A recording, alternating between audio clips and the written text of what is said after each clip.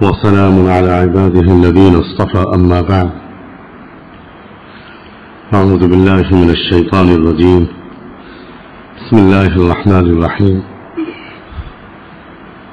عبس وتولى أن جاءه الأعمى وما يدريك لعله يزكى أو يذكر فتنفعه الذكرى أما من استغنى فأنت له تصدى وما عليك ألا يزكى وأما من جاءك يسعى وهو يخشى فأنت عنه تلهى كلا إنها تذكرة. سبحان ربك رب العزة عما يصفون وسلام على المرسلين والحمد لله رب العالمين. حضرات، وقت بہت کم ہے اور بہت سی باتیں آپ سے کہنا ضروری ہے. میں کوشش کروں گا کہ بہت سمپل لینگویج میں بہت ہی بریف ٹو دا پوائنٹ دو چار باتیں آپ سے کہوں. اللہ کرے کہ میں ضروری میسج کو کنوے کر پاؤں صحیح نیت کے ساتھ اور وہ آپ تک پہنچے.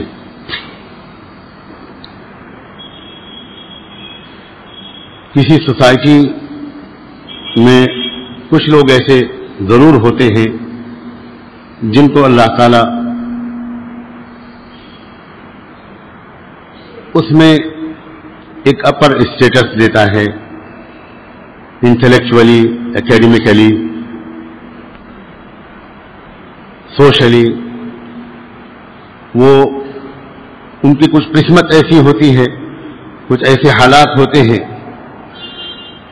کہ ان کو سوسائٹی میں ایک خاص مقام ملتا ہے، عزت ملتی ہے، ایک ریکگنیشن ملتا ہے، ایک لیڈنگ رول ملتا ہے. یہ جہاں اللہ تعالیٰ کی بڑی نعمت بھی ہے وہیں یہ بہت بڑا امتحان بھی ہے، بہت سخت امتحان. یہ آسان امتحان نہیں ہے، کیونکہ لوگ اگر کسی کو بڑا سمجھنے لگیں تو اس کا خطرہ ہوتا ہے کہ وہ خود بھی اپنے کو بڑا سمجھنے لگے گا. اور جو انسان اپنے کو بڑا سمجھتا ہے وہ بہت تیزی کے ساتھ اس کا ڈکلائن ہوتا ہے اور بہت ترقیوں سے وہ اور اس کی اولاد محروم ہو جاتی. یہ ایک ڈینجر ہے، ایک خطرہ ہے. اور فرض ہوتا ہے کسی طالب علم کا کہ وہ ریئلسٹک اپروچ اختیار کرے اور لوگوں کو بتائے کہ آپ کس خطرے میں ہیں.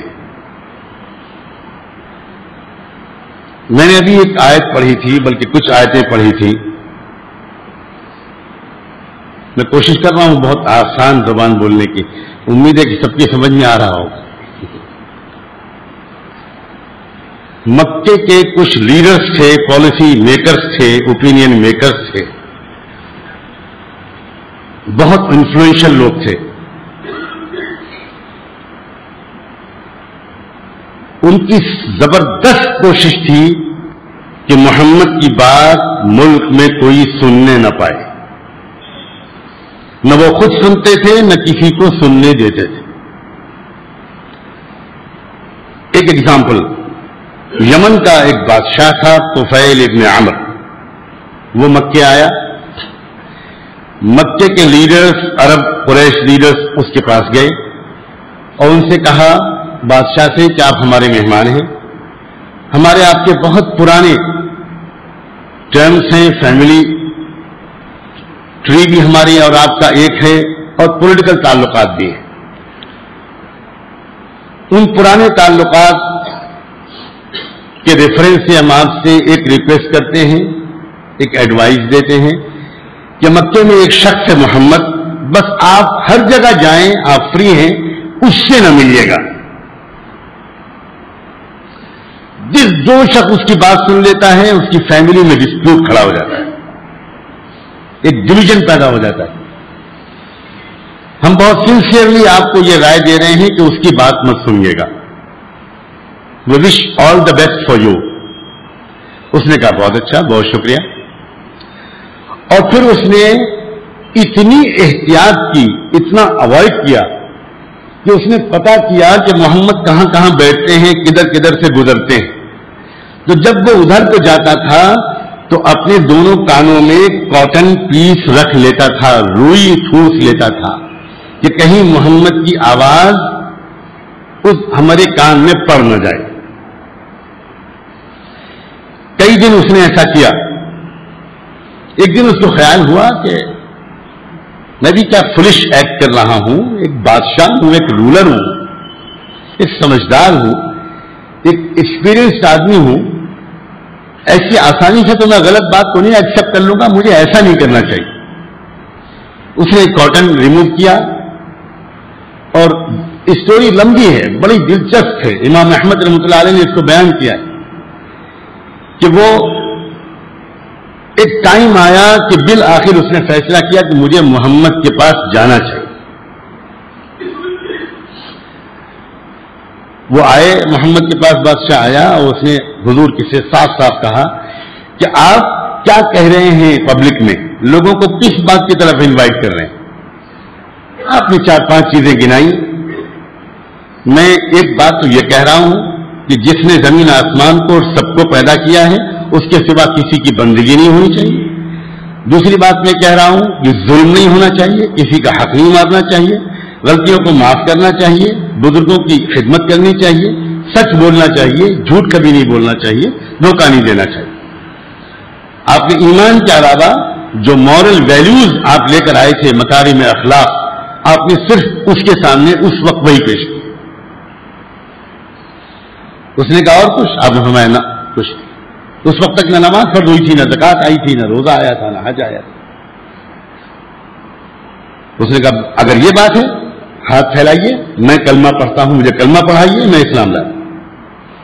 اس نے اسی وقت اسلام قبول کیا. مکے میں لیڈرز کو پتہ لگ گیا تھا کہ بادشاہ اس کے پاس گیا ہے، محمد کے پاس. وہ لوگ پریشان تھے تو انہوں نے خود تو نہیں جا کر کچھ کہنے کی ہمت کی، کچھ لوگوں کو بھیجا اور یہ کہہ کے بھیجا کہ تم ذرا راستے میں کھڑے ہو جاؤ، جب طفیل باہر نکلے تو اس کے فیس کو ریڈ کر کے ہم کو رپورٹ کرنا، کیا وہ وہی چہرہ لے کر آ رہا ہے جو چہرہ لے کر گیا تھا یا بدلا ہوا ہے فیس. اشارہ سمجھنے کی ضرورت ہے. محمد رسول اللہ کے پاس ایمان کے ساتھ 1 منٹ بیٹھنے سے اندر تو سب بدل ہی جاتا تھا، ظاہر بھی بدل جاتا تھا. لوگوں نے فوراً دیکھا اور رپورٹ کی کہ بھئی بدلا ہوا چہرہ ہے، معاملہ گڑبڑ ہے. وہ لوگ سمجھ گئے. ان لوگوں نے پھر جا کر دوبارہ اس بادشاہ سے میٹنگ کی اور یہ کہا کہ ہم نے آپ سے کچھ کہا تھا، اب آپ نے نہیں اس کو مانا، تو اب ہم آپ سے اور کیا کہہ سکتے ہیں؟ آپ ہمارے مہمان ہیں، آپ بادشاہ ہیں، آپ رولر ہیں، اور ہماری آپ کے درمیان ایک ٹریٹی ہے، ایک ہی خاندان ہے جو یہاں بھی رول کر رہا ہے، وہاں بھی رول کر رہا ہے. ایک بات ہماری اب مان لیجئے پلیز، وہ یہ کہ آپ نے جو کچھ کر لیا وہ کر لیا، بٹ اس کو سیکرٹ رکھیے گا، کسی کو بتائیے گا نہیں. اس نے کہا سنو، میں اپنی جرنی کو شارٹ کر کے جلدی واپس جا رہا ہوں اور جاتے ہی میں اپنی فیملی کے لوگوں کو اور دوسرے لیڈرز کو، انٹلیکچوئلز کو بلاؤں گا اور بلا کر ان کو یہ پوری بات بتا کر ان کو اسلام کی دعوت دوں.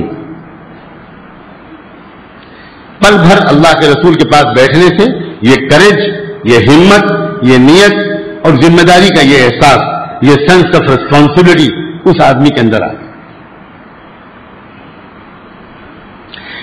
یہ لوگ جو اتنی کوشش کرتے تھے کہ کوئی بات سننے نہ پائے، ایک واقعہ ایسا ہوا، میں اس وقت اس کو نہیں نیریٹ کر پاؤں گا اس لیے کہ وہ خود 5 منٹ لے لے گا، جس کی بیک گراؤنڈ کی وجہ سے یہی لیڈرز ایک گروپ بنا کر اللہ کے رسول کے پاس آ گئے. یہ ایک ہسٹوریکل واقعہ تھا، پہلا موقع تھا کہ یہ سارے لیڈرز حضور کے پاس خود حاضر ہو گئے. آپ خود سوچ سکتے ہیں، امیجن کر سکتے ہیں کہ اللہ کے رسول کے دل کی اس وقت حالت کیا ہوگی. آپ کلیجہ نکال کے رکھ دینا چاہتے ہوں گے اور چاہتے ہوں گے کسی طرح یہ اپارچونٹی میں مس نہ کروں اور اللہ ان کے دل کو بدل دے. پورے کنسنٹریشن کے ساتھ آپ ان لیڈرز کو اسلام سمجھا رہے تھے. اتنے میں ایک اندھے غریب صحابی، ایک اندھا غریب مسلمان ڈنڈا ٹیکتے ہوئے اور آ کر وہیں کھڑا ہو گیا. وہ کیونکہ بلائنڈ تھے، عبداللہ ابن مکتوم، تو انہیں پتہ ہی نہیں کہ کون یہاں بیٹھا ہے، حضور کس سے بات کر رہے ہیں. ان کو ایک مسئلہ پوچھنا تھا، قرآن کی ایک آیت سمجھنی تھی. انہوں نے پکارنا شروع کیا، اللہ کے رسول، اے اللہ کے رسول، اے اللہ کے رسول. اب وہ تو حضور کی آواز سن رہے تھے، جس کا مطلب تھا کہ حضور یہیں بیٹھے ہیں، لیکن باوجود ان کے بار بار پکارنے کے اللہ کے رسول کی طرف سے کوئی رسپانس نہیں آیا. نہ صرف یہ کہ کوئی رسپانس نہیں آیا، بلکہ آپ کو ذرا اچھا نہیں لگا، چہرہ آپ کا چہرے پر ناگواری آ گئی اور آپ نے اپنا رخ پھیر لیا. عبس وتولی. ظاہر ہے کہ کوئی ہم میں سے یہ ڈاؤٹ تو نہیں کر سکتا کہ اللہ کے رسول نے اس غریب آدمی کی غریبی کی وجہ سے اس کے ساتھ یہ بیہیویئر کیا، اس طرح بیہیو کیا. کوئی سوچ بھی نہیں سکتا. آپ تو اس وقت اصل میں یہ چاہتے تھے، یہ تو ہمارا اپنا آدمی ہے، دن رات کا ساتھی ہے، کبھی بھی مجھ سے مل سکتا ہے، میں اس کا ہوں، یہ میرا ہے. یہ لوگ تو بہت زمانے کے بعد آئے ہیں اور یہ اتنے بڑے لوگ ہیں، یہ سوسائٹی کے خواص ہیں، یہ ایلیٹس ہیں، یہ عام لوگوں کے ساتھ ملنا جلنا پسند ہی نہیں کرتے. یہ تو الگ ایک اسپیشل میٹنگ چاہتے ہیں. یہ نہیں چاہتے کہ پبلک آئے، غریب لوگ ان کے ساتھ بیٹھیں. ان کا عجیب کمپلیکس ہے، عجیب مزاج ہے، یہ لوگ پسند نہیں کریں گے. یہ الگ چاہتے ہیں، بالکل الگ. اس وقت مجھے ان سے بات کرنی چاہیے، یہ تو پھر میں ان سے بات کر لوں گا. یعنی خالص اس نیت سے آپ نے یہ رویہ رکھا کہ یہ چانس مس نہ ہو جائے، شاید اللہ ان کو ہدایت دے دے اور پھر ان کے پیچھے تو پوری قوم ہے. یہ وہ پہلو تھا جو سوچ رہے ہوں گے اللہ کے رسول صلی اللہ علیہ وسلم. یہاں تک کی بات سمجھ میں آ گئی نا، سب کے فالو کریں سب لوگ. لیکن اللہ تعالیٰ کو اللہ کے رسول کی یہ بات بالکل پسند نہیں آئی، سخت ناپسند آئی. اور ابھی اٹھ کر حضور اندر جا رہے تھے، اٹھ کر مجلس سے اٹھ کر جا رہے تھے کہ اسی وقت جبریل آئے اور اسی وقت یہ آیتیں آئیں جس میں اللہ تعالیٰ نے ڈانٹا محمد رسول اللہ صلی اللہ علیہ وسلم اور یہ کہا کہ اچھا چہرہ تمہارا بگڑ گیا، تم نے رخ پھیر لیا اس لیے کہ گندھا آدمی آ گیا تمہارے پاس. کیا تم کو خبر تھی؟ اگر تم ایک نگاہ ڈال دیتے اس اندھے پر اور اس کی بات سن لیتے، اس سے بات کر لیتے، تو یہ اوپر سے نیچے تک، اندر سے باہر تک پاک صاف ہو جاتا. وما یدریک لعلہ یزکا. اس کی پوری تربیت اور سلوک طے ہو جاتا تمہاری ایک نگاہ سے. اور اگر پوری اصلاح ایک ملاقات میں نہ بھی ہوتی تو ایک دو اسٹیپ آگے ضرور بڑھ جاتا، علم کے راستے میں، ایمان کے راستے میں، نیکی کے راستے میں. جو لوگ بالکل گھمنڈی اور مغرور ہیں اور جن کو خود دین کی طلب اور پیاس نہیں ہے، تم اس کی طرف توجہ کر رہے تھے. اس وقت ان کی طرف تمہاری اٹینشن زیادہ تھی. اما من استغنى فانت له تصدى وما عليك الا يزكى. اور محمد تم سے ہم کو کیا شکایت ہوتی اور تم پر کیا الزام لگتا اگر وہ لوگ ایمان نہ لاتے؟ تم سے کیا مطلب؟ تم ان کے پیچھے پڑے تھے. تم نے پرائرٹی دی ان لیڈرز کو، ان ایلیٹس کو، ان بڑوں کو جن کے اندر ہوگا بڑاپن. اللہ کو کسی بڑے کی ضرورت نہیں ہے. دیکھو محمد، آئندہ غلطی مت کرنا. وَأَمَّا مَنْ جَاءَكَ يَسْعَىٰ. اور وہ جو شخص آیا، محنت مشقت کر کے آیا، تکلیف اٹھا کر آیا، اور اس کے اندر میرا خوف ہے. اللہ اکبر. مبارک ہو اس اندھے صحابی عبداللہ ابن ام مکتوم کو، جس کی نعت، جس کے شان میں نعت اللہ نے خود کہی. یہ اللہ کی طرف سے سرٹیفکیٹ ملا ان کو. وَأَمَّا مَنْ جَاءَكَ يَسْعَىٰ وَهُوَ يَخْشَىٰ. جو شخص آیا تمہارے پاس تکلیف اٹھا کر، اور وہ میرا ڈرنے والا بندہ ہے، اس کے دل میں میرا خوف ہے، وہ علم کا طالب ہے، تم نے اس کی طرف سے منہ موڑ لیا، اس کو تم نے اس کی طرف توجہ نہیں کی. کلا انہا تذکرہ محمد، کان کھول کر سن لو، یہ وارننگ ہے، آئندہ یہ غلطی نہیں ہونی چاہیے. اللہ کرے کہ آپ اشارے کو سمجھے ہو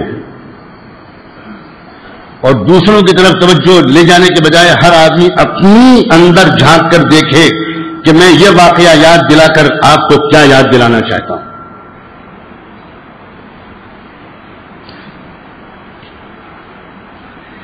ایک پہلو تھا جو اللہ کے رسول نے سوچا، آپ سوچئے، لیکن ایک پہلو وہ تھا کہ جس کی طرف نگاہ سیدنا محمد الرسول اللہ صلی اللہ علیہ وسلم کی بھی نہیں گئی اور اس کی طرف نگاہ اللہ کی گئی، اور اللہ نے اپنے محبوب کی نگاہ کو اس طرف جوا کیا، ان کی توجہ ادھر مبذول کی کہ محمد تم ایک طرف سوچ رہے ہو، دوسری طرف بھی سوچو. اور وہ کیا سوچو؟ وہ دعوت کا اصول یہ ہے کہ دعوت میں اہمیت اسٹیٹس کی نہیں ہے، دعوت میں اہمیت اندر کی بھوک، پیاس اور ہیوملٹی کی ہے، تواضع کی ہے. جو اپنے کو چھوٹا سمجھے، غریب ہو، اندھا ہو، وہ ترجیح دینے کے لائق ہے، اس کو پرائرٹی ملنی چاہیے، اس کو پریفرنس ملنی چاہیے. اور جو لیڈرز اور بڑے بڑے لوگ اور ملینائر اور بلینائر اور بڑے بڑے بزنس مین، اگر ان کے اندر طلب اور تواضع نہیں ہے اور اگر وہ علم کے شیدائی نہیں ہے اور خود پیاس ان کو نہیں لگی ہوئی ہے، اللہ کو ایسے گھمنڈی بڑوں کی بالکل ضرورت نہیں. میں نے اس لیے یہ واقعہ سنایا ہے کہ جو لوگ سوسائٹی میں مقام رکھتے ہیں، چاہے وہ مذہبی مقام رکھتے ہوں، چاہے وہ علماء ہوں، چاہے وہ امام ہوں، چاہے وہ بزنس مین ہوں، چاہے ایلیٹس ہوں، جن کو سوسائٹی میں کچھ بڑائی مل جائے، یہ نعمت ہونے کے علاوہ بہت بڑا امتحان ہے. کیونکہ اس میں خطرہ زیادہ یہ ہوتا ہے کہ ہمارے اندر تکبر آ جائے، ہم کمپلیکس مبتلا ہو جائیں گے، سیکورٹی کمپلیکس ہم کو اندر آ جائے گا، ہم اپنے کو بڑا سمجھنے لگیں گے. اور ان شارٹ سن لیجیے، اللہ کفر کو برداشت کر سکتا ہے، گھمنڈ کو برداشت نہیں کر سکتا. اور میں پوری تاریخ کے خلاصے کے طور پر چیلنج کے ساتھ کہتا ہوں، دنیا میں اللہ کفر کی سزا نہیں دیا کرتا اور دنیا میں اللہ تکبر کو سزا کے بغیر کبھی چھوڑا نہیں کرتا. خالی کفر کی سزا دنیا میں کبھی نہیں ملتی. فرعون کو سزا کفر کی بالکل نہیں ملی تھی. ان فرعون علا فی الارض، فرعون کو جو سزا ملی تھی وہ اپنے کو بڑا سمجھنے کی ملی. یہ ہم سب لوگ علماء، وہ لوگ جو علم کی وجہ سے سوسائٹی میں عزت کی نگاہ سے دیکھے جاتے ہیں، وہ لوگ جو دولت کی وجہ سے سوسائٹی میں عزت کی نگاہ سے دیکھے جاتے ہیں، یا کسی اور وجہ، وہ سب زبردست خطرے میں ہیں. میں یہ بات صاف صاف کہنا چاہتا ہوں. اور یاد رکھیے گا، ایک طرف اللہ کے رسول کے زمانے میں یہ ایلیٹس تھے، یہ خواص تھے سوسائٹی کے، اور ایک طرف کون لوگ تھے؟ ابو بکر صدیق کے بارے میں کیا خیال ہے آپ کا؟ وہ ایلیٹس میں تھے یا عوام میں تھے؟ کن میں تھے بتائیے گا. میں آپ کا بھی تو ٹیسٹ لوں، صرف اپنا ہی امتحان دوں. کن میں تھے ابو بکر صدیق؟ بتائیے نا. مالدار وہ چیف جسٹس تھے مکے کے جناب. مکے کا جوڈیشل سسٹم تھا. کرمنل جو کیسز ہوتے تھے اس کو دیکھتے تھے سیدنا عمر فاروق، اس کے چیف جسٹس عمر تھے. اسلام سے پہلے کی بات ہے. اور جو سول میٹرز ہوتے تھے ان کے چیف جسٹس تھے صدیق اکبر. کریمی لیئر میں بھی ٹاپ پر تھے صدیق اکبر. سوسائٹی کا سب سے بڑے آدمی اگر دو تین تھے تو ان میں بھی سب سے پہلے ابو بکر صدیق کا نام. لیکن ایک یہ خواص ہے کہ پیٹ پر پتھر بندھے ہوئے ہیں، فاقے ہیں، دن رات علم حاصل کر رہے ہیں، دن رات حضور کا ساتھ دے رہے ہیں، عبادت کر رہے ہیں، نماز پڑھ رہے ہیں، کوئی نخرے نہیں ہیں، عام لوگوں سے الگ تھلگ نہیں ہے. مجھے صاف کہنے دیجئے، بہت صاف بات کرنا چاہتا ہوں میں. مسلمانوں کے خواص کی بہت بڑی بیماری عوام سے الگ ہو جانا ہے. مصیبت ہے جب بابری مسجد شہید ہوئی تھی اور اس وقت ملک میں ایک زبردست رائٹس کا زمانہ چلا تھا, تب وہ مسلم ایلیٹس جو بھاگ کے چھوڑ کے چلے گئے تھے مسلمانوں کے محلوں کو اور پوسٹ لوکیلٹیز میں جا کر انہوں نے اپنے ولاز بنائے تھے, بنگلے بنائے تھے اور کتے پالے تھے اور باہر لکھ دیا تھا بی ویئر آف ڈاگس. اس وقت جو حالات ہوئے تھے اس وقت ان سب ایلیٹس کو چھوڑ چھوڑ کر اسی کنجسٹڈ پرانے شہروں میں اپنی جان بچا کر آنا پڑا تھا. میں بالکل یہ نہیں کہہ رہا ہوں کہ خدا نخواستہ اچھی لوکیلٹی میں رہنا حرام ہے, ہرگز نہیں, ہرگز نہیں.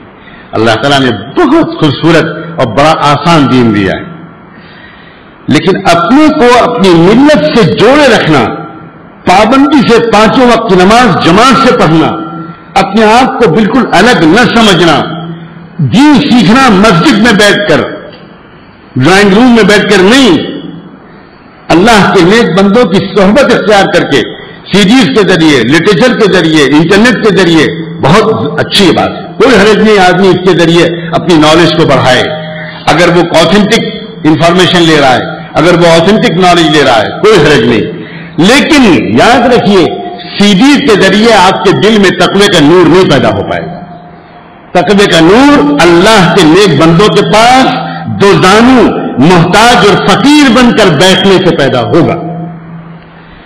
مسلم ایڈس کی بہت بڑی بیماری یہ ہے کہ انہوں نے دین کی کوششوں کو اور دین سیکھنے کو اور اپنی اندر کی تربیت کو غریبوں کے لیے چھوڑ دیا ہے. یہ سب تم کرو, ہم تم کو پیسہ دے دیں گے, چندہ دے دیں گے, مسجد بنا دیں گے, مدرسہ بنا دیں گے, لیکن ہم کسی اللہ والے کے پاس جا کر دین نہیں سیکھیں گے. ہم اپنے گھر میں بیٹھ کر سی ڈی کے ذریعے دین سیکھیں گے. میں بالکل ماننے کو تیار نہیں ہوں کہ اس کے ذریعے وہ کوئی شخص کوئی اپنے دل میں کیفیت بنا سکتا ہے جو کسی صاحب دل, صاحب علم, صاحب نظر, صاحب دعا, اللہ کے پسندیدہ بندے کے پاس محتاج بن کے جانے کے نتیجے میں جو اس کو علم ملے گا, جو تقویٰ ملے گا, وہ سی ڈیز اور انٹرنیٹ کے ذریعے نہیں مل سکتا. دوسری بات, یہ جو زمانہ ہے پچھلے 25-30 سال سے مجھے اللہ تعالیٰ نے میری قسمت میں سفر, ٹورزم, سیاحت بہت لکھی ہے. پچھلے 25-30 سال سے میں دنیا بھر میں جا رہا ہوں, امریکہ میں, یورپ میں, مڈل ایسٹ میں, ساؤتھ ایشیا میں, ساؤتھ ایسٹ ایشیا میں, سب کانٹیننٹ میں, ملک کے چپے چپے. میں 25-30 سال کی اپنی سیاحت کا خلاصہ آپ کے سامنے چند لفظوں میں پیش کرنا چاہتا ہوں, بہت ایمانداری کے ساتھ. میرے نزدیک آج کل جو ٹکراؤ دنیا میں چل رہا ہے, یہ ٹکراؤ عقیدوں کا نہیں ہے اور قومیتوں اور نیشنلٹیز کا بھی نہیں ہے. یہ ٹکراؤ تہذیبوں کا ٹکراؤ ہے. کیا مطلب؟ بہت تفصیل سے اس موضوع پر بات کرنے کی ضرورت ہے. مطلب یہ ہے, اسلام کے جو دشمن لوگ ہیں, جو اس وقت زیونسٹ ایک طاقت ہے, اینگلیکن جو اس وقت ایک نئی طاقت ابھری ہے, نیو بورن کرسچنس ہیں, ایک خاص ایک مقصد کو سامنے لے کر کام کر رہے ہیں, ان کو اس پر کوئی اعتراض نہیں ہے کہ تم عقیدہ توحید کا رکھو. They have no objection what's ever. آخرت پر ایمان رکھو, نو آبجیکشن. نماز پڑھو, نو آبجیکشن. بٹ اگر تم مغربی تہذیب کو قبول نہیں کرو گے تو ہم تم کو جینے نہیں دیں گے. ٹکراؤ تہذیب کا ہے. اگر تم نے محمد رسول اللہ کی سنت پر تم نے اصرار کیا تو ہم تم کو دنیا میں جینے نہیں دیں. بہت صاف بات. اب اس وقت جو شخص ایمان پر جینا اور مرنا چاہتا ہے, اس سے میری گزارش, ریکویسٹ, اصرار اور زبردست مشورہ یہ ہے, فوری طور پر سر سے لے کر پیر تک, ظاہر سے لے کر باطن تک, اور گھر میں مردوں سے لے کر عورتوں تک اور بوڑھے سے لے کر جوانوں تک محمد رسول اللہ کی سنت میں ڈوب جاؤ. بالکل صاف. مسئلہ سنت کا ہے, تہذیب کا ہے. جھوٹ نہیں کہا اس نے کہ یہ کلیش آف سیولائزیشن سے, سچ کہا اس نے کہ یہ کلیش آف سیولائزیشن. اور سیولائزیشن عقیدوں سے نہیں بنتی, سیولائزیشن تہذیب سے بنتی ہے. تبھی تو اللہ کے رسول نے کہا تھا من رغب عن سنتی فلیس منی، جس کو میری تہذیب پسند نہیں ہے اس کا مجھ سے کوئی تعلق نہیں۔ اپنے گریبان میں خود جھانک کر دیکھیے، کیا ہم کو اللہ کے رسول کی تہذیب پسند ہے 100%، یا ابھی 20% پسند ہے، 30% پسند ہے، 25% پسند ہے، 40% پسند ہے؟ ہم کہیں ویسٹرن سویلائزیشن سے اور ویسٹرن کلچر سے اندر سے ڈیفیٹ تو نہیں کھائے ہوئے ہیں؟ ہم کہیں انفرادی کمپلیکس میں تو نہیں مبتلا ہیں؟ رومن امپائر، جس زمانے میں وہ رومن امپائر تھا، اس کے بادشاہ نے ایک دعوت کی، بادشاہ کے بیٹے نے، کراؤن پرنس نے، صحابہ کرام شریک ہوئے، بہت بڑی دسترخوان لگا تھا، انواع و اقسام کے کھانے تھے۔ ایرانین امپائر کے پلے پڑھے سیدنا سلمان فارسی رضی اللہ عنہ اس دعوت میں شریک تھے۔ کھانا کھاتے وقت ان کے ہاتھ سے لقمہ گر گیا، جلدی سے انہوں نے اٹھانا چاہا کہ سنت کے مطابق اس پر سے ڈسٹ اینڈ ڈرٹ کو صاف کر کے وہ اسے کھائیں۔ پاس میں کوئی صاحب بیٹھے تھے، ہوں گے کوئی انٹلیکچوئل، انہوں نے سلمان فارسی سے کہا ہاں ایسا نہیں کیجیے، یہ مت کیجیے، زمین کا گرا ہوا لقمہ مت اٹھائیے، یہ بہت بری بات ہے، یہ لوگ یہاں بہت اس کو ایل فیل کریں گے، بہت برا محسوس کریں گے۔ کیا جملہ کہا سلمان فارسی نے، کہا اترکو سنت خلیلی لہؤلاء الحمقاء، کیا میں اپنے دوست، اپنے محبوب محمد رسول اللہ کی سنت کو ان بیوقوفوں کی خاطر چھوڑ دوں؟ آج دنیا میں پڑھا لکھا مسلمان کہتا ہے مولانا یہ سنت ہی تو ہے، تو فرق تو ہے نہیں۔ انا للہ و انا الیہ راجعون۔ دوسرا مشورہ میرا، کاش کہ کھل کر آپ سے بات کرنے کا وقت ہوتا، دوسرا مشورہ یہ ہے کہ اپنا جائزہ خود لیجئے، دوسروں کے جائزے سے کچھ دن کے لیے چھٹی لے لیجیے۔ زمانہ گزر گیا دوسروں کو دیکھتے ہوئے، اب ذرا تھوڑی دیر اپنے کو بھی تو دیکھیں، ہم اپنا جائزہ لیجئے۔ اگر واقعی ہمارے اندر مغربی تہذیب سے مروبیت ہے، دیکھیے یاد رکھیے گا، ویسٹرن سائنس کوئی ایسٹرن اور ویسٹرن نہیں ہوتی، وہ علوم، وہ ریسرچ، یہ قطعاً ویسٹرن نہیں ہے، تو خدا کی طرف سے اس کی نشانیوں کا علم ہے۔ مسلمانوں کو چاہیے کہ وہ ان علوم میں آگے بڑھیں، سخت محنت کریں، مگر افسوس جو لوگ ماڈرن ایجوکیشن کے دنیا میں اس وقت نعرہ برپا کرتے ہیں، میں ان سے پوچھتا ہوں آج ہندوستان میں 100 سال سے زیادہ ہو گئے علی گڑھ مسلم یونیورسٹی کو، کون سا سائنٹسٹ ہم نے پیدا کیا؟ ایک نام بتا دے تو۔ یہ بات میں علی گڑھ کے کینیڈی ہال میں کہہ چکا ہوں۔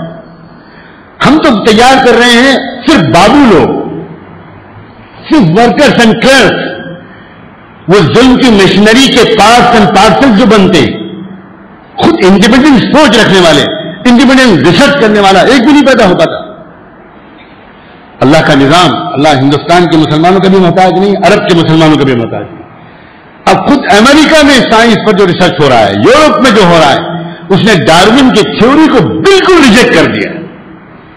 مذاق اڑتا ہے وہاں اس وقت ڈارون کی تھیوری کا۔ جو شخص ڈارون کی تھیوری کو بلیو کرتا ہے اس کا لوگ مذاق اڑاتے ہیں۔ کتابیں آ رہی ہیں، ریسرچ آ رہے ہیں، سیمینار ہو رہے ہیں، اور ڈی این اے کے آنے کے بعد تو کوئی دنیا میں پڑھا لکھا آدمی ڈارون کی تھیوری کا نام ہی نہیں لے سکتا۔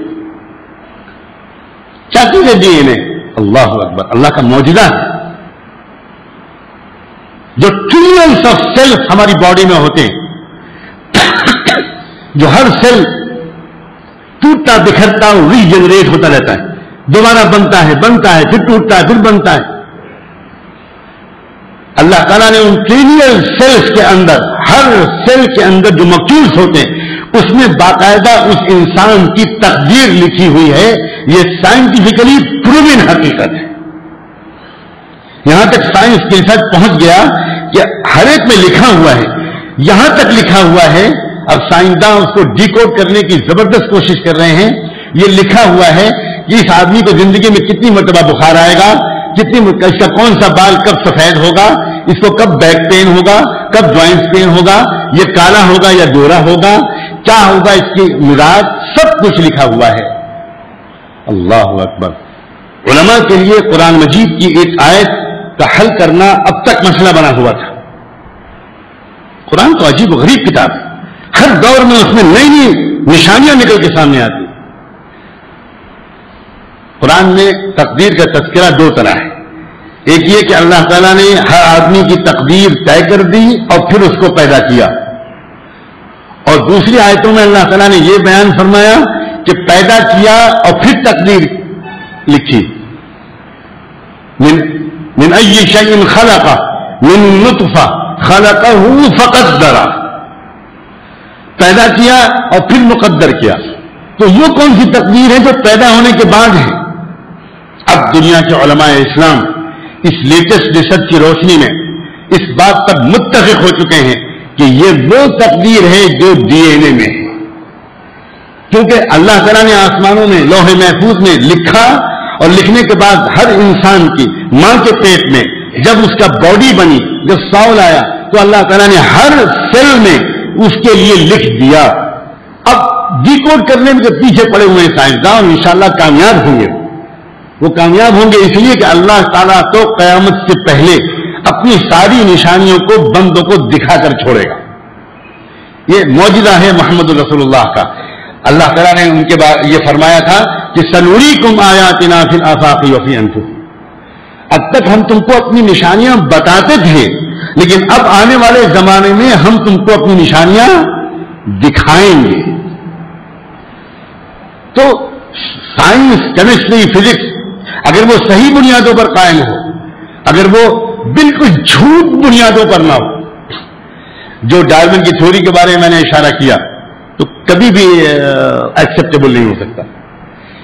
اس لیے علوم کا مسئلہ نہیں ہے. علماء انگریزی زبان کے کبھی مخالف نہیں رہے، لیکن علماء انگریزی تہذیب کو قبول کرنے کے لیے ایک سیکنڈ کے لیے تیار نہیں. اور واقعی آج دنیا میں جس طرح ویسٹرن سویلائزیشن، اگر اس کو سویلائزیشن کہنا صحیح ہو، جس طرح وہ ننگی اور نیکڈ ہوئی ہے، دنیا نے دیکھ لیا کہ جو بڑے سویلائز لوگ تھے دن میں سینکڑوں مرتبہ تھینک یو سوری بولتے تھے اور بہت ہیومن ویلیوز کا ڈنکا بجاتے تھے، ان سے زیادہ بیربیرک، انسیولائز، سیلفش، ایروگینٹ دنیا میں کوئی اور قوم ہی نہیں ہے. اس لیے آخری بات ضروری ہے، یہ ضروری ہے کہ لوگ اسٹیٹس کے دھوکے میں نہ رہیں. میں آپ سے عاجزانہ درخواست کرتا ہوں، محبت کے ساتھ آپ سے کہتا ہوں، اللہ نے آپ کو بڑائی دی، کسی بھی طرح کی بڑائی بہت مبارک ہو، لیکن یاد رکھیے کہ گیہوں کے کھیت پر نظر ڈالیے، جو بالی خالی ہوتی ہے وہ تنی کھڑی ہوتی ہے، اور جس بالی میں دانے ہوتے ہیں وہ جھکی ہوئی ہوتی ہے. جس کے پاس جتنا علم ہوگا، جتنا ایمان ہوگا، وہ اتنا ہی ہمبل ہوگا، اتنا ہی متواضع اور منکسر مزاج ہوگا، اتنا ہی وہ غریبوں کا ہمدرد ہوگا، اتنا ہی وہ پبلک کے ساتھ ملے بیٹھے گا. مجھے یہ کہنے کی اجازت دیجیے کہ میں تیسری چوتھی مرتبہ شاید یا پانچویں مرتبہ آیا ہوں یہاں، اور تامل ناڈو کے مختلف علاقوں میں ایک بات آبزرو کر رہا ہوں. یہاں کے لوگوں میں بڑوں کا ادب اور بڑوں کا ڈر ضرورت سے زیادہ ہے، اور بڑوں کے اندر چھوٹوں کے سامنے اپنی بڑائی کا اظہار ضرورت سے 50 گنا زیادہ ہے. پتہ نہیں میری ڈائگنوسس کیسی ہے، آپ اس سے ایگری کریں گے کہ نہیں کریں گے. عجب گیپ دیکھتا ہوں میں لوگوں کے درمیان، عجب گیپ دیکھتا ہوں. بڑے علماء کے سامنے چھوٹے علماء ایسے کانپتے ہوئے نظر آتے ہیں. یہ ہم نے اپنے یہاں کبھی نہیں دیکھا، کبھی نہیں دیکھا. ہم الحمدللہ پلے ہیں دنیا کے اماموں کی گود میں. میرا اپنا کمال نہیں تو اللہ کا کمال ہے. میں پلا ہوں حضرت مولانا علی میاں اور حضرت والی صاحب کی گود میں, دو آفتاب و ماہتاب. اور میں نے دیکھا کہ عام لوگ ان سے بڑے بے تکلف ملتے تھے, کوئی گیپ نہیں ہوتا تھا, مسئلہ پوچھتے تھے, سڑک پر چلتے ہوئے کوئی ان کو روک لیا کرتا تھا, ایک رکشہ پلر ان کو روک لیا کرتا تھا, اور وہ کھڑے ہو کے بات کرتے تھے. یہی سنت کا طریقہ ہے. اللہ کے رسول صلی اللہ علیہ وسلم عشاء کی نماز پڑھانے کھڑے ہوئے مسجد نبوی میں, اقامت ہو گئی مسجد نبوی میں, اور حضور مصلی پہ چلے گئے نماز پڑھانے کے لیے. ایک بوڑھی عورت نے مسجد کے باہر سے پکار لگائی, اللہ کے رسول ذرا ایک بات سنیے.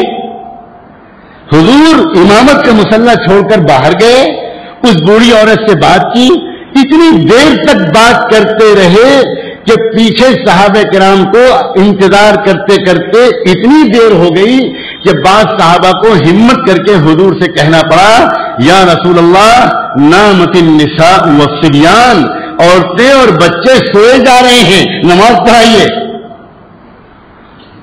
آج ذرا کسی عالم کو کوئی پکار کر دیکھے, اتنی کس کے فتویٰ لگے گا کہ جہنمی, تجھے ادب نہیں آتا, بدتمیز.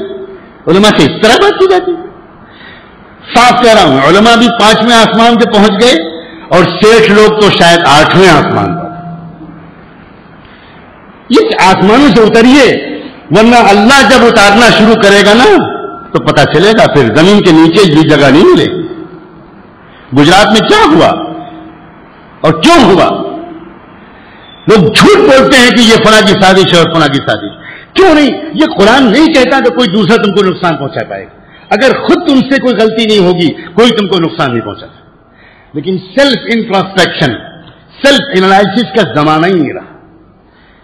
خود سوچتے ہی نہیں کہ ہم نے کیا غلطی ہوئی. جس وقت گجرات میں وہ جنوسائڈ چل رہا تھا, میں بہت بری طرح بیمار پڑا ہوا تھا, میرا فریکچر ہو گیا تھا میری اسپائنل کارڈ میں 3 جگہ سے کمپریس فریکچر میں پڑا ہوا تھا. بہت مشکل سے میں وہاں ایمبولینس میں لیٹ کر 4 آدمی مجھے اٹھا کے لے گئے. میں ان حالات میں گجرات گیا اور میرے دل کو آگ لگی ہوئی تھی کہ کیا گناہ ہوا ہے گجرات کے مسلمانوں سے جس کی یہ سزا ملی. بہت رانگ دے ہیو ڈن. یقیناً کوئی بڑی غلطی ہوئی ہے, اس کے بغیر یہ نہیں ہو سکتا. لمبی کہانی ہے, اللہ نے اس کا عجیب ارینجمنٹ کیا کہ میں بات کی تہ تک پہنچ سکا. یہ اللہ کا انتظام تھا. بڑودہ میں ایک پروگرام ہوا, ہندو انٹلیکچوئلس کو, پولیٹیکل لیڈرز کو, سادھوؤں کو, ریلیجیس اسپرچل لیڈرز کو, سب کو بلایا گیا. اس میں کمشنر آف پولیس بھی آئے, ڈسٹرکٹ مجسٹریٹ بھی آئے, آفیشلز بھی آئے, اور پورا میڈیا وہاں تھا. اور میں جس طرح کھل کر بات کرنے کا میری عادت ہے, میں نے بہت اوپنلی وہاں بات کی. اللہ کا نظام, ایک جرنلسٹ تھا جس کا دل کو ٹچ کر دیا میری باتوں نے, مطلب ہی واز مووڈ. اور اس نے صرف پروفیشنلی میری بات کو رپورٹ نہیں کیا, بلکہ گجرات کا وہ اخبار جو سب سے زیادہ کمیونل اخبار ہے اور جو 40 لاکھ چھپتا ہے, اس اخبار میں فرنٹ پیج پر, ہاف پیج پر اور اندر کے پورے پیج پر میری ٹاک چھپی. اس اخبار میں پورے گجرات میں تحریکہ مچا. فائدہ اس کا یہ ہوا کہ جب میں احمد آباد پہنچا تو اس اخبار کا جو چیف ایڈیٹر تھا وہ میرے پاس ملنے کے لیے آیا, اور رات میں 11 بجے سے لے کر 3 بجے تک ہماری اس کی بات ہوئی.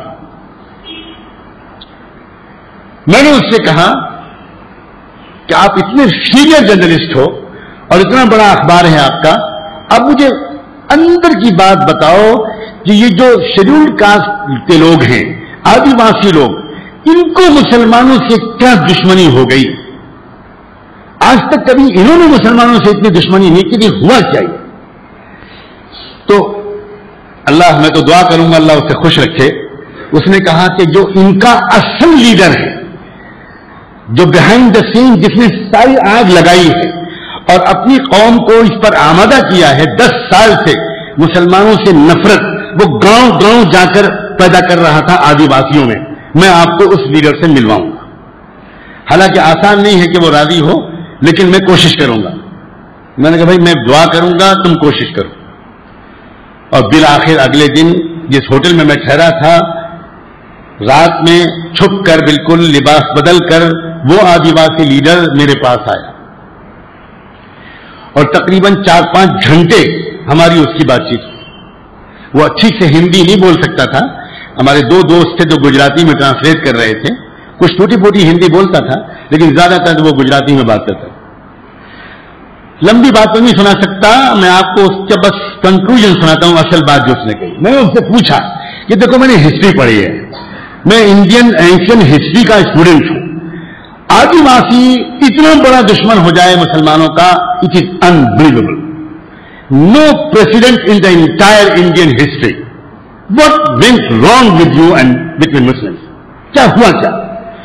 تب اس نے کہا کہ مولانا اب سنیے, سورج سے بھروش تک آپ دیکھیے شاندار مدرسے بنے ہوئے ہیں, بہترین کالجز بنے ہوئے ہیں, ٹیکنالوجی کے کالج, مینجمنٹ کے کالج, شاندار مدرسے, اور سب تاج محل کی طرح ان کی بلڈنگیں ہیں.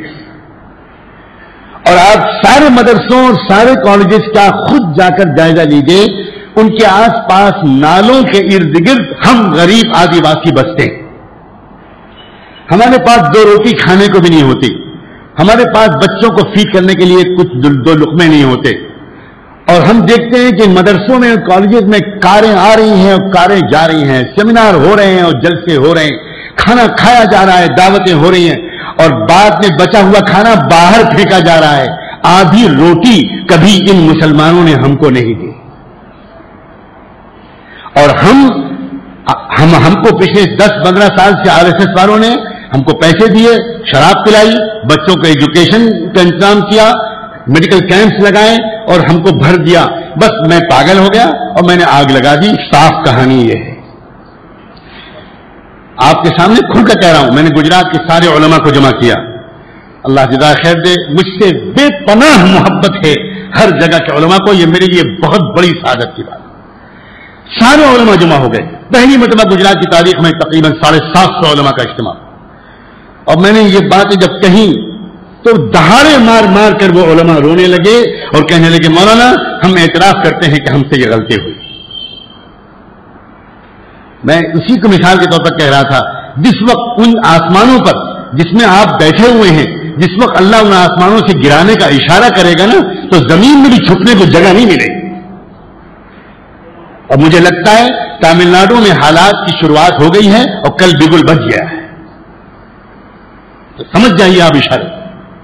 اس لیے چھوڑیے اس اسٹیٹس کو, اللہ کے سامنے بندے بن کر رہیے, بندے بن کر. اللہ کے سامنے خواص بن کر مت رہیے. اللہ کے سامنے کوئی خواص عوام نہیں ہوا کرتا. اور وہ کب ہوگا جب ہم, سچ کہتا ہوں, ہم خود اللہ کے نیک بندوں کے پاس جائیں گے, علماء کے پاس جائیں گے, محتاج بن کر جائیں گے. اعتراض لے کر مت جائیے, مشورے لے کر مت جائیے. ماشاءاللہ مالدار جاتے ہیں پیسے لے کر, انٹلیکچوئل جاتے ہیں مشورے لے کر. ارے خدا کے بندو, تھوڑے دن کے لیے مشوروں کو بند کرو, خود کچھ سیکھو تو, خود کچھ سمجھو تو. ہم اس ملک میں, میں تامل ناڈو اور مدراس کے بارے میں محسوس کر رہا ہوں. دیکھیے آپ کی انگریزی زبان اور ماڈرن ایجوکیشن آپ کو بہت مبارک ہو, لیکن یاد رکھیے گا ہر اچھی سے اچھی دوا کے بھی کچھ سائیڈ افیکٹس ہوتے ہیں. ہر دوا پر کے بھی سائیڈ افیکٹ ہوتے ہیں, بڑھیا سے بڑھیا ٹانک کے بھی سائیڈ افیکٹ ہوتے ہیں. ہر لینگویج جو ہوتی ہے, یہ لینگویج ایک تہذیب کی ترجمان ہوتی ہے. نوئنگلی یا ان نوئنگلی زبان سے آدمی تہذیب ضرور لیتا ہے. یہ بہت ججمنٹ کی بات ہوتی ہے, اور بہت کانفیڈنٹ لوگ ہوتے ہیں, بہت ہائیلی انٹلیکچوئل لوگ ہوتے ہیں, اویئر لوگ ہوتے ہیں, جو لینگویج تو لیتے ہیں لیکن تہذیب نہیں لیتے. شیخ الاسلام ابن تیمیہ رحمۃ اللہ علیہ کے نام آپ نے سنا ہوگا. عظیم محدث اور عظیم اسکالر تھے. دنیا کی تاریخ میں, اسلامی تاریخ کے چند بڑے اماموں میں سے ایک, حدیث کے تو بہت زبردست امام تھے. انہوں نے ایک کتاب لکھی ہے یہ بتانے کے لیے کہ اسلام خالی دین نہیں ہے, ایک بہت کمپریہنسو سویلائزیشن ہے, ایک تہذیب ہے. اس میں انہوں نے ایک عجیب حدیث نقل کی ہے، اور ابن تیمیہ کمزور حدیث کو کبھی کوٹ نہیں کر سکتے، وہ ان علماء میں سے نہیں ہے، وہ بہت اسٹرکٹ ہیں حدیث کے معاملے میں، اور انہوں نے بڑی سند سے بڑی تفصیلی ڈیبیٹ کر کے ثابت کیا ہے کہ یہ ایبسولوٹلی صحیح حدیث ہے۔ اب حدیث کیا ہے؟ حدیث یہ ہے کہ من تکلم بغیر العربیۃ وهو یجیدها فهو منافق۔ عجیب حدیث ہے، جو شخص اچھی عربی بول سکتا ہے اس کے باوجود عربی کے سوا کوئی اور زبان بولنا پسند کرے گا، وہ منافق ہے۔ اب آپ سے میں کیا کہوں؟ اللہ کا شکر ہے کہ میں انگریزی بول سکتا ہوں، آپ کی طرح نہیں بول سکتا، ٹوٹی پھوٹی بول سکتا ہوں، لیکن میرا دل چاہتا ہے کہ جہاں ضرورت ہو وہاں ہم اس کو بولیں۔ جو لوگ اپنی تہذیبی زبانوں سے اپنے آپ کو اور اپنے بچوں کو کاٹ رہے ہیں، وہ اپنے دین سے اپنے آپ کو اور اپنے بچوں کو کاٹ رہے ہیں۔ یونائٹڈ کنگڈم میں، انگلینڈ میں ایک سینٹر ہے اسلامی الحکمہ، اس میں ایک بہت زبردست میٹنگ رکھی گئی ایجوکیشنل پالیسی میکرز کی، جس میں برٹش گورنمنٹ کے بھی لوگ آئے، مسلم ایجوکیشنسٹ بھی آئے، کرسچن ایجوکیشنسٹ بھی آئے۔ 2 دن کی وہ سیمینار تھا، میں اس میں گیا تھا۔ تو اس کا جو آخری سیشن تھا وہ مسلم مینج اسکولوں کی پالیسی کے بارے میں تھا۔ تو اس میں ایک ایشو یہ تھا، ایک کوشچن یہ تھا کہ کیا ہم اردو اور گجراتی اب بھی یو کے میں پڑھائیں، جبکہ ہماری تیسری نسل ہے یو کے میں، یہ وہیں پیدا ہوئے ہیں، خالص برٹش ہیں، ان کو بھی اب اردو گجراتی پڑھائیں؟ یہ ایک ڈیبیٹ تھا۔ تو ہر مسئلے کی طرح اس میں بھی 2 رائے تھی، کچھ لوگوں نے کہا کہ پڑھائیں، کچھ لوگوں نے کہا کہ نہ پڑھائیں۔ آخر میں مجھ سے کہا گیا کہ اب آپ بتائیے۔ میں نے ان سے کہا کہ دیکھو میں فتویٰ دینے والا آدمی تو ہوں نہیں، لیکن میں آپ کو ایک بات بتاتا ہوں، ہیبریو لینگویج دنیا میں مر چکی تھی، کہیں نہیں تھی دنیا، لیکن یہودیوں نے طے کیا کہ دنیا میں ہم کہیں بھی رہیں گے اپنی لینگویج کو زندہ رکھیں گے۔ تو جب ان کے ہوم لینڈ کی بات آئی اور اسرائیل بنا، تو آج دنیا کی سب سے زندہ زبان ہے ہیبریو لینگویج۔ اور آپ کو حیرت ہوگی، اسرائیل کی ترقی پر ہم لوگ جلتے ہیں، بد دعا دیتے ہیں، لیکن اسباب نہیں سمجھتے کہ وہ کیوں اتنا طاقتور بنا۔ اس میں سے ایک سبب یہ ہے کہ اسرائیل میں کسی انجینئر کو، کسی ڈاکٹر کو، کسی لائر کو اس وقت تک میڈیسن کی، انجینئرنگ کی، لا کی اور پروفیشنل کو پروفیشن کی ڈگری نہیں ملتی جب تک کہ 2 سال وہ یہودی مذہب کا عالم نہ بن جائے۔ یہ ہے زندہ قومیں۔ جاپانیوں نے طے کر لیا کہ ہم دنیا میں بہت سائنس اور ٹیکنالوجی پڑھیں گے مگر اپنی زبان اور تہذیب نہیں چھوڑیں گے۔ چائنیز، دنیا میں چائنیز کہیں بھی رہتے ہیں، چاہے 5 خاندان رہیں، وہ چینی زبان کو زندہ رکھتے ہیں۔ ایک ہم ہی ہے کیا ہائی اسکول پاس کیا اور شروع ہو گیا تھینک یو سوری، اب جزاک اللہ، یہ بہت اولڈ فیشن چیز ہے بھائی، جزاک اللہ تو مولوی لوگ کہتے ہیں۔ جب تک یہ پڑھے لکھے لوگ اس غلامی سے نہیں نکلیں گے، اس سلیوری سے نہیں نکلیں گے، تب تک کبھی امت کی کھوئی ہوئی عزت واپس نہیں مل سکتی۔ لکھنؤ کے ریلوے اسٹیشن پر ایک دلچسپ واقعہ پیش آیا، ایک انگریز کھڑا ہوا کافی پی رہا تھا، اس میں برف کا ٹکڑا غلطی سے گر گیا، پاس میں میرے آپ کے جیسا کوئی انڈین بھی کھڑا تھا، اس نے دیکھا کہ فیشن بدل گیا ہے، اب شاید فیشن کافی میں برف ڈال کے پینا ہو گیا، اس نے اپنا مگ بڑھایا، اس نے کہا بھائی صاحب ذرا ایک ٹکڑا اس میں بھی ڈال دو۔ واہ بھائی واہ، وہ بال لمبے کر لیں تو ہمارے نوجوان بھی لمبے کر لیں، وہ ناخن بڑے کر لیں تو ہمارے نوجوان بھی بڑے کر لیں، وہ پینٹ ٹائٹ کر لیں تو ہمارے نوجوان بھی ٹائٹ کر لیں، وہ لوز کر لیں تو ہم بھی لوز کر لیں۔ یہ کوئی قوم ہے؟ یہ سمجھدار لوگ ہیں؟ ایبسولوٹلی میڈ ہے۔ Something is wrong in their mental condition. جو لوگ اپنے روٹس، اپنے کلچر، اور وہ بھی محمد رسول اللہ کی تہذیب، پاک صاف انسانی تہذیب، سر سے پیر تک پاکی، دل کی گہرائیوں تک پاکی، نہ کینہ، نہ بغض، نہ تکبر، نہ ظلم، نہ کسی سے جھوٹ، نہ دھوکہ، کیا خوبیاں ہیں۔ اس لیے انگریزی زبان کو ضرور پڑھیے اور پڑھائیے، لیکن میں آپ سے کہتا ہوں تامل زبان آپ کی ریجنل لینگویج ہے، اس پر مضبوطی سے جمیے، اور اردو میں آپ کی تہذیب کا ٹریجر ہے، اردو کو زندہ رکھیے، اردو سے لائیو کانٹیکٹ بنائے رکھیے۔ یہی میں نے وہاں یو کے اس سیمینار میں کہا، اللہ کا شکر ہے ایک دم 100% یونانیمسلی ان لوگوں نے طے کیا ایچ اینڈ ایوری اسکول میں ہم لوگ اردو اور گجراتی ضرور پڑھیں. یہ زندہ قوموں کا مزاج ہے. زندہ قومیں اس طرح نہیں ہوتی جس طرح ہم لوگوں کا مزاج بن گیا. میں نے ایک بات یہ کہی شروع میں جو میں نے کہا تھا کہ اس گروپ والے خواص کی طرح نہ بنیے گا جن کی وجہ سے حضور پر ڈانٹ پڑی. خواص بنیے تو ابوبکر و عمر جیسے خواص بنیے. دوسری بات میں نے کہی کہ سنتوں کا اتباع لازمی سمجھیے سر سے پیر تک، ظاہر میں، لباس میں، شکل میں، وضع صورت میں، گھر کے نقشے میں، اپروچ میں، گھر میں داخل ہوتے وقت ہم کیا کہیں، بچے ہم کو کیا کہہ کے ریسیو کریں، کیسے ویلکم کریں، اپنی فیملی میں ہم کیسے جائیں، وائف ہم کو کیسے گھر میں ریسیو کرے، یہ سب رسول اللہ نے طریقے سکھائے. انتہائی بیوٹیفل طریقے. سنت یہ ہے کہ گھر میں ہمیشہ مسکراتے ہوئے جایا جائے اور سلام کر کے جایا جائے.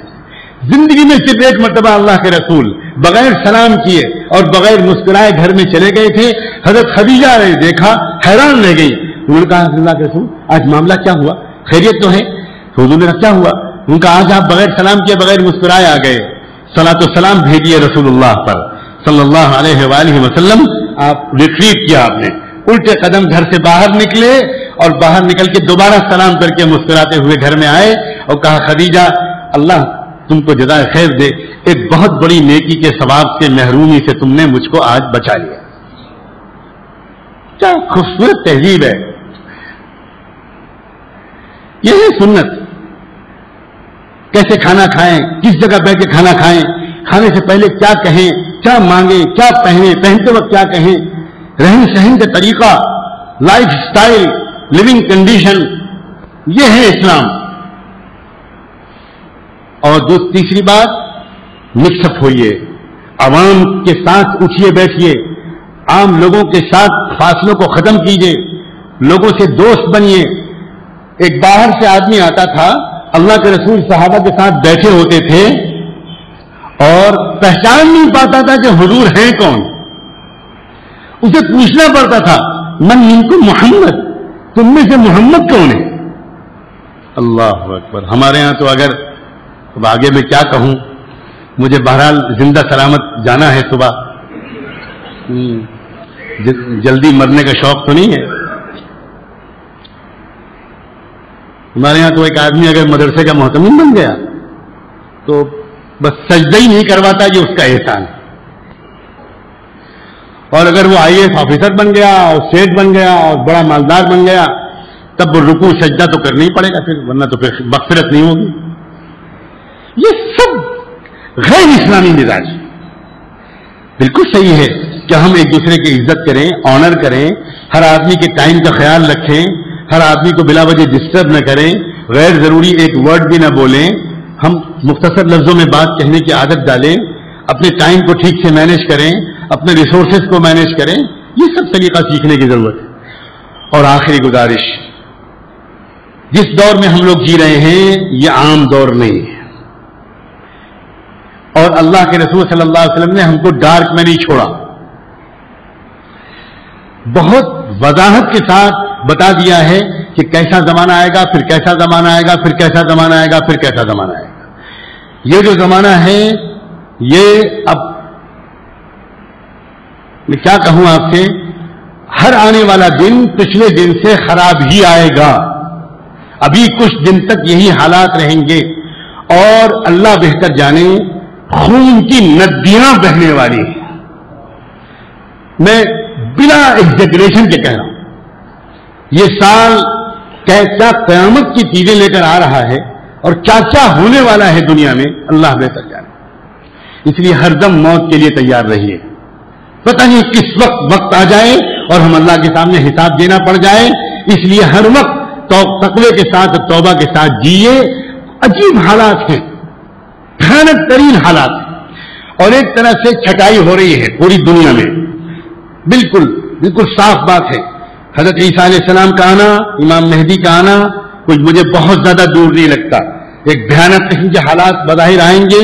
فلسطین سے شروعات ہوگی، حرمین تک بات پہنچے گی، مڈل ایسٹ تک آفت پہنچے گی. پوری دنیا کے مسلمان زبردست امتحان سے گزارے جائیں گے. اور صاف یاد رکھیے جو لوگ اللہ کے نزدیک تقوی کے معیار پر ہوں گے ان کو اللہ تعالیٰ عیسیٰ علیہ السلام کے ساتھ امام مہدی کے ساتھ لگنے کی توفیق دے گا.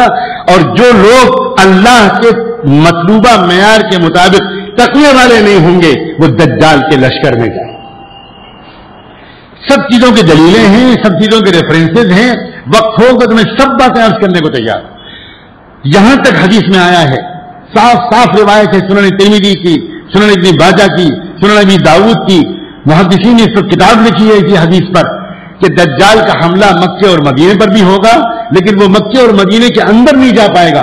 لیکن اور آگے سنیے, مدینے سے 70,000 منافقین نکل کر دجال کی آرمی کو جوائن کریں.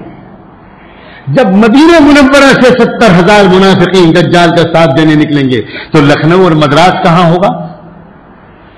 کون ہیں یہ منافقین؟ ہم ہی لوگوں میں سے تو ہیں. ہمارے اندر نفاق ہے, ہم اوپر سے کچھ ہیں اندر سے کچھ ہیں, اندر سے پوری طرح مطمئن نہیں ہیں ہم, اندر سے پوری طرح. اس لیے یہ عام زمانہ نہیں ہے, بہت زیادہ ہوشیار رہنے کی ضرورت ہے. اور ایک اور بات اسی سے ملی جلی, اسلام کے بہت سے ایڈیشن اس دنیا میں نکل رہے ہیں, نئے نئے ایڈیشن اس وقت دنیا میں چل رہے ہیں. یاد رکھیے گا وہ اسلام کا ایڈیشن جو مغربی تہذیب کے ساتھ کمپرومائز کر کے چلتا ہے اس سے دور رہنے کی کوشش کیجیے, اور وہ اسلام جو ایمان اور احسان, تقوی, سنتوں کے ساتھ, تلاوت قرآن کے ساتھ, معمولات کی پابندی کے ساتھ, حقوق کی ادائیگی کے ساتھ, توبہ و استغفار کے ساتھ, قدیم مسنون طرز پر جو صدیوں سے چلا آ رہا ہے اس اسلام پر بھروسہ کیجیے. علماء کی بھی ذمہ داری ہے کہ وہ اپنے علم کو بہتر بنائیں, پریزنٹیشن بہتر بنائیں, لوگوں کے سامنے بات کو اس طرح کہیں کہ آج کل کے لوگ اس کو سمجھ سکیں. یہ علماء کی ذمہ داری ہے. علماء سے میں 2-3 دن سے خوب کھل کے باتیں کر رہا ہوں. اس وقت مجھے آپ سے کہنا ہے کہ آپ کھلی آنکھوں دیکھیے, ہر چمکتی ہوئی چیز سونا نہیں ہوتی, ہر چمکتی ہوئی چیز سونا نہیں ہوتی. اگر آپ کو یاد رکھیے جو تربیت اور جو اسلامی تحریک اور جو اسلامی گائیڈنس آپ کے آنکھ میں آنسو لے آئے, آپ کو کپدی پیدا کر دے اور آپ کو اپنی گناہوں کے سلسلے میں فکر مند کر دے اور آپ ایک دم توبہ کی طرف مائل ہو جائیں, وہ اسلامی گائیڈنس اوریجنل ہے. اور جو اسلامی گائیڈنس ہم کو گھمنڈ میں مبتلا کر دے اور دوسروں کو کرٹیسائز کرنے لگے اور امت کو توڑنے لگے اور نان ایشوز کو ایشو بنا کر امت میں ایک عجیب قسم کی پھوٹ ڈال دے, اس اسلامی ایڈیشن سے اپنے کو, اپنے بچوں کو, نوجوانوں کو اور اپنے شہر کو بچائیے. کبھی یاد آئے گا کہ کوئی دیوانہ آیا تھا, کوئی مسافر آیا تھا, وہ کھل کر یہ باتیں کہہ گیا. کاش کہ اور وقت ہوتا تو میں اور کھل کر باتیں کہتا, لیکن میں نے سب ضروری باتیں کی ہیں اور عقل مندوں کے لیے اشارہ کافی ہے. اللہ تعالیٰ ان اشاروں میں برکت ڈالے. اس پر آپ آپس میں بیٹھ کر باتیں کریں کہ میں کیا کیا کہہ گیا اور کیا کیا کہنا چاہتا تھا. باتیں تو کچھ اور بھی تھی. میں دیکھ رہا ہوں دنیا میں اس وقت کون سا اسلام دنیا میں پروموٹ کیا جا رہا ہے, کیا ہو رہا ہے. میں اللہ کا شکر ہے بڑے بولنے کی نیت سے نہیں, لیکن میں صحیح نیت کے ساتھ آپ سے کہنے کی کوشش کرتا ہوں کہ میں ان لوگوں میں سے نہیں ہوں جن کو دنیا میں جانے کا موقع نہیں ملا. الحمدللہ یونائٹڈ نیشنز کی میلینیم سمٹ میں 2 دن تک مجھے اس طرح بات کرنے کا موقع ملا کہ ایک عجیب منظر وہاں پر قائم ہو گیا. اور غانا جیسے ملک میں جو کوفی عنان کا ملک ہے, اس میری تقریر کے بعد, اس گفتگو کے بعد جب میں نے زکوٰۃ اور انٹرسٹ کے درمیان ایک کمپیریزن کیا تھا اور میں نے کہا تھا کہ دنیا سے اس وقت تک غریبی مٹ نہیں سکتی جب تک کہ انٹرسٹ بیسڈ سسٹم کو ایلیمینیٹ نہیں کیا جائے گا اور زکوٰۃ بیسڈ اکنامک سسٹم کو پروموٹ نہیں کیا جائے گا. پاسبل ہی نہیں ہے. میں نے کہا زکوٰۃ کس چیز کا نام ہے؟ زکوٰۃ نام ہے امیروں کے سرپلس پیسے کو آرگنائز طریقے پر غریبوں تک پہنچانے کا نام, اور انٹرسٹ کس کا نام ہے؟ غریبوں کے پیسے کو امیروں تک پہنچانے کے آرگنائز سسٹم کا نام. یہ ہے انٹرسٹ. اور اسٹینفورڈ یونیورسٹی میں ایک ایسے پروگرام میں, ایک ایسے ہال میں لیکچر دینے کا مجھے موقع ملا 2 دن, جس کی صدارت کر رہے تھے وہاں کے فزکس ڈپارٹمنٹ کے ہیڈ, اور جس میں کلنٹن کی بیٹی وہ بھی وہاں پڑھتی تھی. اس میں میری آدھے گھنٹے کی بات چیت ہوئی. اور آپ کو میں بتاؤں مغرب اصل میں پریشان اس سے ہے کہ ہم نے بلینس آف ڈالر خرچ کیے تھے ان مسلمان نوجوانوں کو یہاں بلا کر ملٹنگ پاٹ میں ڈال کر ان کو تہذیبی طور پر عیسائی اور یہودی بنا دینے کے لیے. ہم نے اس کے لیے ویزا کھولے, جاب فار ایجوکیشن کے نام پر ملینس آف یوتھ پوری دنیا سے بلائے گئے. لیکن ہوا بالکل الٹا.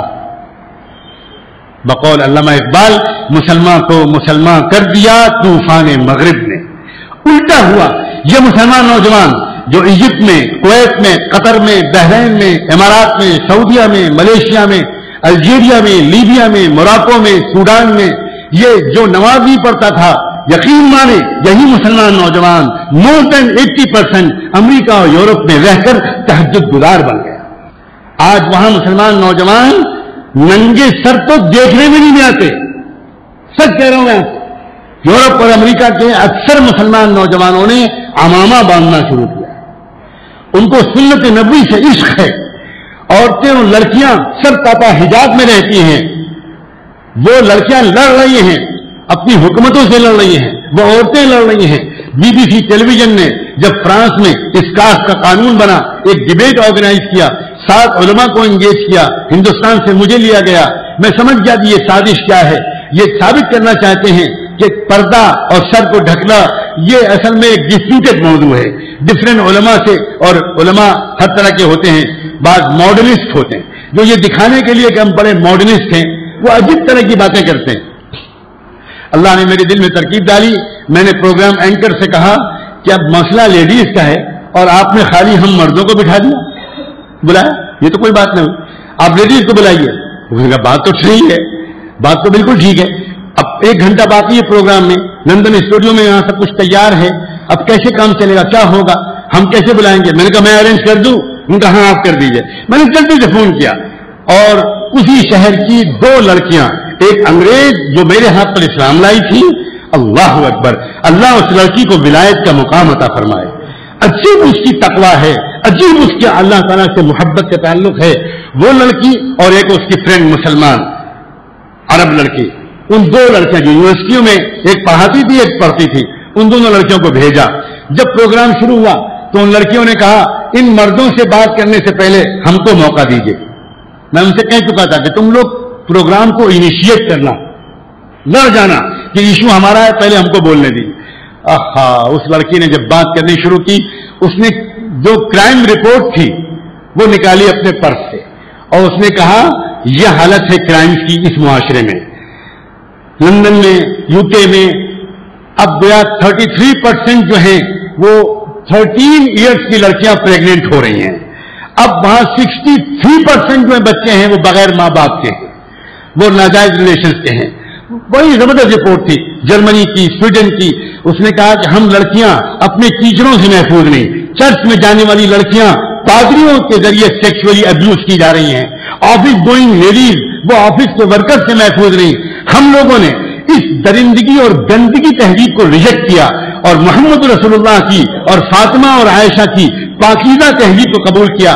تو آپ جو اپنے کو بہت سیکولر کہتے ہیں اور آپ جو اپنے کو بہت لبرل مائنڈڈ کہتے ہیں، آپ مجبور کر رہے ہیں ہم کو کہ ہم واپس اس گندی تہذیب کو قبول کریں.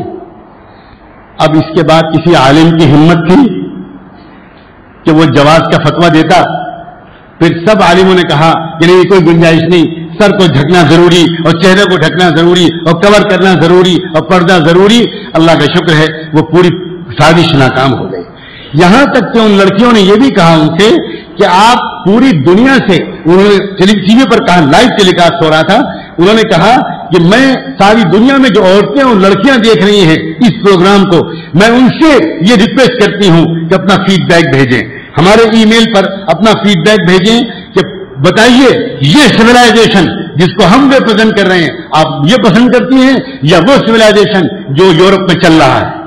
تو آپ حیرت کریں گے، یورپ کے 63% لڑکیوں نے وہاں جو SMS کیا اور جو ای میل کیا وہ یہ کہا کہ وہ تہذیب جس کی آپ نمائندہ ہیں ہم اس کو پسند کرتے ہیں. We feel more secure when we are behind our wheels. تو ایسا نہ ہو کہ ہم مغرب کی نقل کر رہے ہوں اور مغرب سنتوں کے پیچھے نکلنے والا. یہ میں کہنا چاہ رہا تھا. شاید آگے آنے والے زمانے میں ہم عجیب طرح سے چوراہے پر کھڑے ہوئے ہوں گے اور ہم یہ شعر پڑھ رہے ہوں گے کہ میں ہوا کافر تو وہ کافر مسلمان ہو گیا. یہ اسٹیج آ گیا ہے. اس لیے واپس آئیے سنت کی طرف، دینی کتابیں پڑھیے، معتبر علماء کی کتابیں پڑھیے. اور انگلش میں بڑا زبردست میڈیٹر تیار ہو گیا, بہترین میڈیٹر تیار. ابھی آپ نے ذکر کیا میرے والد ماجی کی کتاب معارف الحدیث, وہ انگلش میں آئی. امریکہ میں, یورپ میں ہزاروں لاکھوں کے پاس ہے. کئی لوگ, ہزار کرسچنس ان کتابوں کو پڑھ کر اسلام لا چکے, لیکن چراغ کے نیچے اندھیرا. دنیا بھر میں ہمارے علماء کی کتابیں پڑھی جا رہی ہیں اور ہم علماء کو حقیر سمجھ رہے ہیں. میں اندر کی چور پکڑ رہا ہوں. آپ جہاں کسی عالم کو دیکھتے ہیں آپ کے اندر جو امپریشن آتا ہے, اب آگے میں کیا کہوں کھل کر, آپ یہ سوچتے ہیں پتہ نہیں عیسیٰ علیہ السلام کے زمانے کی مخلوق ہیں, لیٹ ڈیلیوری ہیں, پتہ نہیں اب کم پیدا ہوئے, ان کو تو بہت پہلے پیدا ہو کے مر جانا چاہیے تھا. سب انٹلیکچوئل بھی ایک سے نہیں ہوتے اور سب علماء بھی ایک سے نہیں ہوتے. تلاش کرنے والے کو صحیح رہبر مل جاتے ہیں. اللہ ہم کو تلاش کرنے والا بنائے. وآخر دعوانا ان الحمدللہ رب العالمین. بہت کڑوی کڑوی گولیاں میں نے کھلائی ہیں, اللہ کرے آپ کو ڈائجسٹ ہو جائیں.